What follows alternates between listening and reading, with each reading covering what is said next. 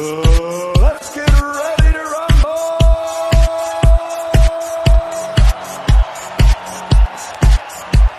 Hello mga idol. Kung akala nyo nasa Pinoy Poundstar kayo, nagkakamali kayo dahil nandito si Boss Toyo. So yan nga mga idol, game na game nga na nakapagsabayan itong si Boss Toyo kay Manny Pacquiao sa kanyang training.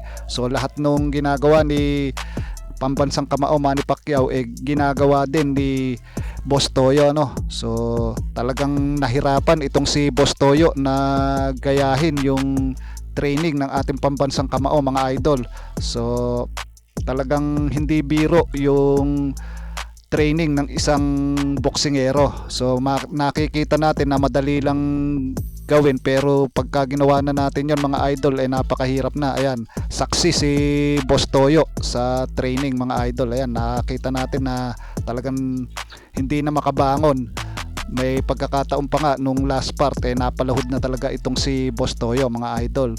Saka sa part naman ng ating pambansang kamao, talagang nadun pa din yung dedikasyon niya sa pagte-training mga idol. Talagang disiplinado pa din hanggang sa ngayon mga idol.